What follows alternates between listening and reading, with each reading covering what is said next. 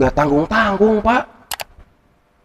Umar bin Khattab baru masuk Islam, langsung menyarankan seperti itu dan memberikan hidupnya dan matinya untuk agama Islam. Umar bin Khattab. Jadi sekali-kali kita jangan meremehkan orang yang baru masuk Islam.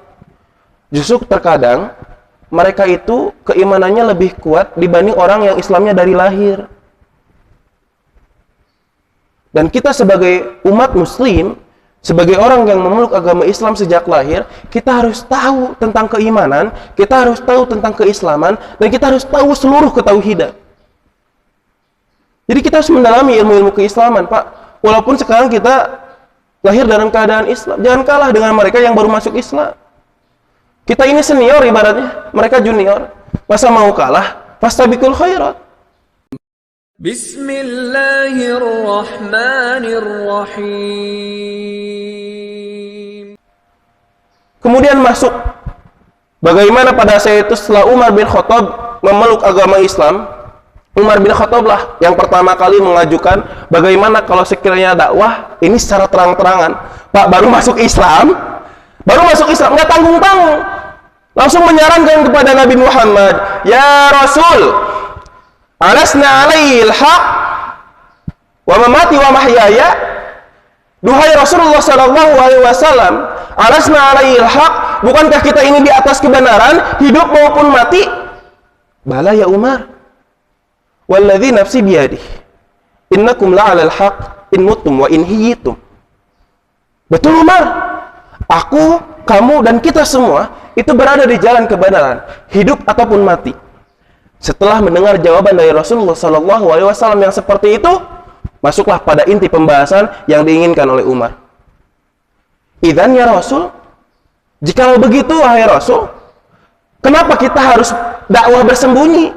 Kenapa kita harus dakwah ngumpet-ngumpet? Fafinal ittifaq. Kenapa harus sembunyi-sembunyi dalam dakwah? Bukankah kita ini berada di jalan kebenaran? Kita hidup ini membela kebenaran, dan kita pun mati karena memperjuangkan kebenaran. Kenapa harus final ittifaq? Kenapa harus sembunyi-sembunyi?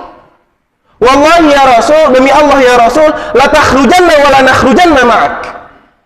Engkau harus menyebarkan agama Islam secara terang-terangan, dan kami akan membersamai engkau jiwa dan raga kami.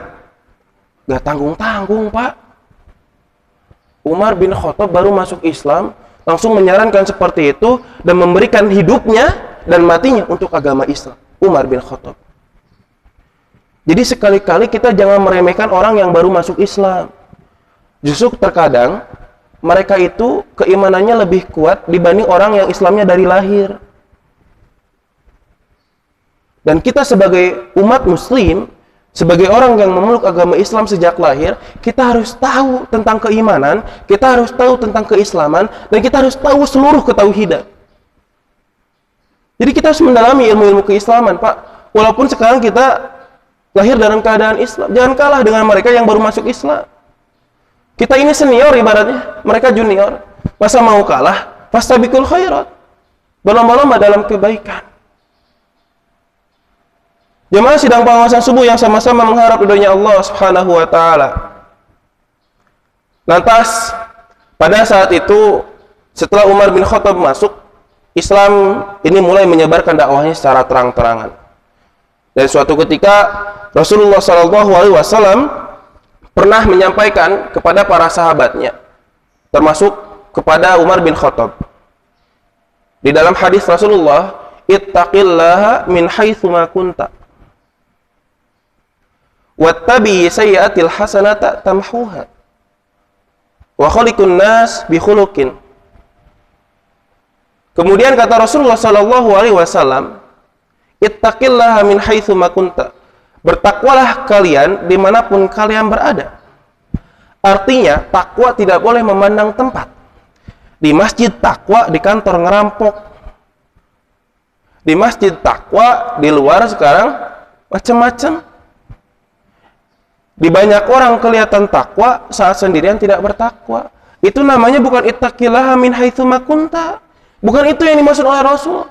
Dalam keadaan apapun, mau sendirian, mau banyakan, mau di masjid, mau di kantor, bertakwalah kepada Allah Subhanahu wa taala. Wattabi sayyi'atil hasanata tamhuha. Dan iringilah keburukan itu dengan kebaikan. Dan inilah yang dilakukan oleh Umar bin Khattab, Pak. Sebelum dia masuk Islam, dia melakukan banyak sekali keburukan-keburukan. Dia banyak sekali melakukan kejahatan-kejahatan. Tapi tatkala dia sudah masuk Islam, dia ikuti keburukan tersebut dengan kebaikan-kebaikan yang dia lakukan. Tempat di mana beliau ini pernah melakukan kesalahan, pernah melakukan kejahatan, beliau datang ke tempat sana untuk melakukan kebaikan. Kalau sekiranya orang sering ngomongin orang lain, kalau ada orang yang suka ngomongin saudaranya, iringi dengan beristighfar, astagfirullahaladzim, astagfirullahaladzim. Mudah-mudahan dengan istighfarnya itu menutup dosa-dosanya karena ngomongin orang. Tapi nggak begitu, Pak. Maksudnya nggak begini nih. Mau ngomongin orang, istighfar. Ngomongin orang, istighfar. Jadi itu memainkan istighfar namanya. Tapi betul-betul bertaubat. Kalau sekiranya lupa, iringi dengan istighfar. Kalau sekiranya ada ketidaksengajaan karena memakan harta orang lain, maka iringilah dengan bersodakoh. Mudah-mudahan dengan kita bersodakoh, itu bisa menutup kesalahan kita karena sudah tidak sadar memakan hak yang orang lain. Kemudian wa khaliqun nas, perangailah atau warnailah kehidupan dengan segala sesuatu yang manis kepada umat manusia. Jadi nggak boleh kita sekarang cuek pada sesama umat manusia. Kita tidak peduli, sewang-sewangan, sendiri-sendiri, nafsi-nafsi, tidak boleh begitu. Karena manusia adalah makhluk sosial. Berikan perangai yang baik pada saudara kita. Berikan perlakuan-perlakuan yang baik kepada saudara kita. Dan itulah pesan Rasulullah SAW kepada para sahabat, termasuk pada kita. Itulah sedikit kisah di mana Umar bin Khattab sebelum masuk Islam dan kemudian sudah masuk Islam. Ada juga satu iktibar yang bisa kita ambil, Pak. Yang bisa kita ambil setelah Umar ini diangkat menjadi khalifah. Ketika Umar ini diangkat menjadi khalifah. Pada saat itu, ketika Rasulullah SAW telah wafat dan kembali kepada Allah, tugasnya sudah selesai. Pada saat itu langsung berkumpullah para sahabat agar menentukan siapa yang akan menjadi pemimpin. Pada saat itu Abu Bakar mengatakan kepada Umar, wahai Umar, engkau pantas menjadi pemimpin pengganti Rasulullah. Kata Umar, tidak, engkau yang pantas wahai Abu Bakar. Tapi engkau memiliki kemuliaan yang dimana engkau pantas untuk menjadi seorang pemimpin. Kata Umar, kelebihanku, kemampuanku itu akan menjadi support untuk engkau ketika engkau menjadi pemimpin. Lihat, Pak, bagaimana Umar bin Khattab juniornya Abu Bakar dalam agama Islam, tapi nggak nyelonong gitu. Tahu diri. Walaupun dia gagah, walaupun dia ditakutin, nggak nyelonong sekarang langsung untuk menjadi pemimpin, enggak. Tapi lihat kondisi sekarang, berlomba-lomba untuk jadi pemimpin. Umar yang memiliki perawakannya tinggi, kekar dan gagah. Kemudian ketika masa jabatan Abu Bakar habis, Abu Bakar kembali kepada Allah Subhanahu wa taala, tugasnya sudah selesai, akhirnya Umar dipilih untuk menjadi seorang khalifah. Kemudian lihatlah bagaimana ketika Umar sudah dilantik, sudah dipilih menjadi khalifah, Umar mengatakan, dan ini pidatonya terkenal, hai manusia, aku bukanlah manusia yang terbaik di antara kalian. Jikalau sekiranya bukan karena kelebihan aku, maka aku tidak ingin menjadi pemimpin. Dan kalau sekiranya aku melakukan kebaikan, maka dukunglah. Tapi jikalau sekiranya aku melakukan keburukan, maka luruskanlah. Bapak tahu kisah seorang sahabat yang dimana meluruskan Umar bin Khattab ketika mengatakan tersebut dengan menghunuskan pedang. Umar, kalau sekiranya engkau salah, maka pedang ini yang akan meluruskan. Ada seorang rakyat biasa kemudian berbicara seperti itu pada seorang presiden. Seorang rakyat biasa berani mengatakan seperti itu kepada Amirul Mukminin. Umar, kalau sekiranya engkau berada di jalan yang salah, maka pedang ini yang akan meluruskan. Siapa yang berani seperti itu pada presiden kita sekarang? Kritik sedikit pun kan habis. Siapa, Pak? Tapi ini, lihat bagaimana para sahabat dipenuhi dengan keimanan-keimanan kepada Allah dan juga para rasulnya. Jadi walaupun rasulnya tidak ada, keimanannya itu tetap. teguh pendirian. Kemudian ketika Umar bin Khattab ini sudah dipilih menjadi seorang khalifah, kemudian Umar bin Khattab mengatakan kepada keluarganya, lihat bagaimana kehidupan di keluarganya. Wahai keluargaku, kalaupun aku sudah dilantik menjadi seorang khalifah, menjadi seorang amirul mukminin, itu tidak seharusnya menjadikan engkau berbuat seenak jidat. Kalau Umar bin Khattab mau membuat suatu peraturan perundang-undangan, Pak, maka dia itu langsung menginformasikan dulu pada keluarganya, aku mau buat nih undang-undang ini. Kalau sekiranya engkau mau mengikuti, silakan. Tapi kalau sekiranya engkau melanggar, engkau akan dihukum 2 kali lipat. Karena engkau adalah keluarga aku. Artinya menjadi keluarga Umar bin Khattab itu memiliki beban moral, Pak. Bukan sekiranya sekarang engkau keluarga Amirul Mukminin jadi seenak jidat. Bahkan pada saat itu, kita tahu Pak, dulu ada Baitul Mal. Ya, ada Baitul Mal, kemudian ketika berperang memiliki ghanimah dan lain sebagainya. Kemudian Hafsah, anaknya Umar bin Khattab sekaligus istrinya Baginda Nabi Muhammad SAW mengatakan, wahai ayahku, keluarga kita lah yang duluan dapat. Kita kan sekarang keluarga pejabat, masa kita nggak dapat? Kemudian Umar jawab apa, Pak? Bagianmu itu dariku. Semua ini diperuntukkan bagi orang-orang yang membutuhkan di luar sana. Bagaimana Umar bin Khattab itu mencoba untuk mensejahterakan rakyat-rakyatnya tanpa harus memikirkannya dulu diri sendiri. Karena kenapa? Memimpin itu adalah menderita. Jadi tidak mudah untuk menjadi seorang pemimpin. Dan ini adalah sebuah iktibar bagi kita semua. Bagaimana Umar bin Khattab ketika sudah menjadi pemimpin. Juga di samping itu, Pak, dalam kehidupan sosialnya Umar bin Khattab ini pun ada sebuah kisah yang dimana bisa menjadi iktibar untuk kita. Bisa menjadi contoh untuk kita. Suatu ketika, Umar bin Khattab ini mengangkat seorang gubernur. Gubernurnya itu bernama Amr bin As untuk menjadi gubernur di Mesir. Kehidupan Amr bin As dengan kehidupan Umar bin Khattab itu jauh berbeda. Kalau misalkan Amr bin As itu tidurnya seperti di kerajaan istana. Itu Amr bin As. Tapi kalau Umar bin Khattab sederhana, tidak seperti itu. Kemudian lantas singkat cerita, di pinggir istana Amr bin As, di pinggir istana gubernur Mesir, itu ada sebuah bangunan gubuk reot. Kemudian Amr bin As melihat itu. Ini dipikir-pikir kok nggak pantas banget. Di pinggir istana ada gubuk reot. Kemudian Amr bin As mencari tahu siapa yang punya gubuk reot ini. Ternyata yang punya orang Yahudi, Pak. Yang punya gubuk reot ini adalah orang Yahudi. Ah, ini mah orang Yahudi, kata Amr bin As. Daripada ada gubuk reot, nggak pantas di pinggir istana gubernur, mending jadikan proyek untuk membangun masjid. Panggillah dinas tata kota. Ini gubuk reot mau digusur nih. Mau dibangunin sebuah masjid di pinggirnya. Suruh panggil orang Yahudi tersebut. Dipanggillah orang Yahudi tersebut dan menghadap pada gubernur Amr bin As. Duhai gubernur, ada apa engkau memanggil saya? Ujar seorang Yahudi tersebut. Benarkah itu gubuk reot milik engkau? Kemudian jawab Yahudi, iya. Kalau begitu gubuk reot engkau saya beli. Tidak, gubernur. 2 kali lipat?